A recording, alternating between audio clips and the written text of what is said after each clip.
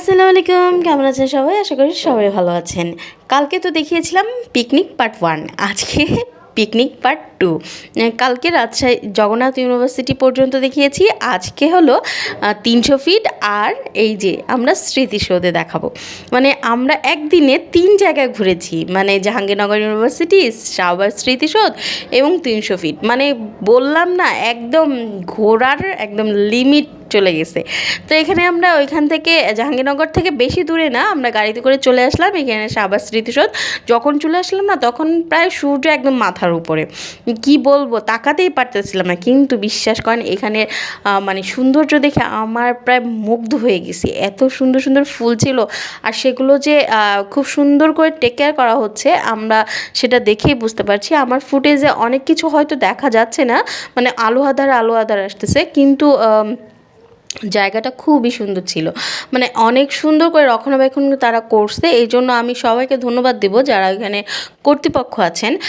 এই যে দেখেন, আমরা দুই সাইডে যে মাঝখান দিয়ে সিঁড়ি, তার দুই সাইডে খুব সুন্দর বাগান ছিল, নানান রঙের ফুল ছিল, খুব দেখতে খুব সুন্দর ছিল মাশাল্লাহ।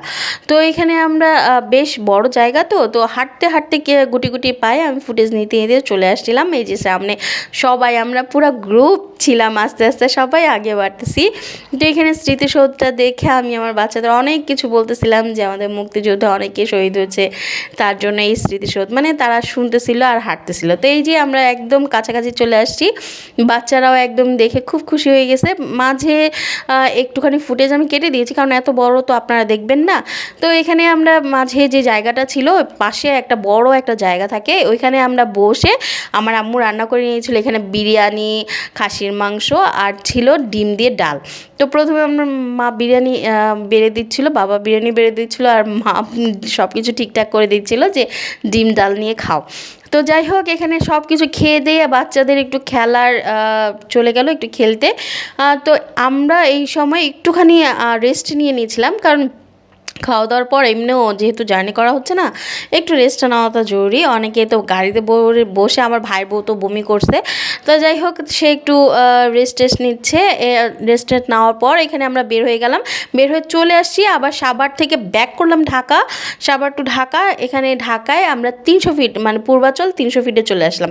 এখানে এসেই মানে মাঝের তো ফুটেজগুলো আমি একটু কেটে দিয়েছি। এখানে এসে আমার ছেলে তো এই চক্করে বলতেছে, আমাকে নামাও, আমি ভয় পাই। তো যাই হোক, আমার বাবা নামায় দিছে।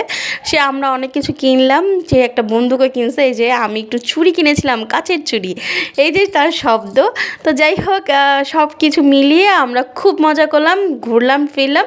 ঘুরে ফিরে এখন আমি এখানে একটু ডিসঅ্যাপয়েন্টেড হয়েছি, যে খুব হাইপ এই চাপটি হাঁসের, কিন্তু হাঁসের মাংসটা ঠিক আছে চলে, কিন্তু চাপটিটা মজা ছিল না। তো এখান থেকে আমরা একটু এই যে 300 ফিটের রাস্তাটায় চলে আসলাম, সবাই মিলে একটু ফুটেজ নিয়ে নিলাম। আজকের মতো এখানেই শেষ করে দিছি আমাদের ঘোরাঘুরি, তারপরে আমরা যে যার বাসায় চলে গেছিলাম। কেমন লাগলো আমাদের সারাদিনের পিকনিকটা? ভালো থাকবেন সবাই, ধন্যবাদ।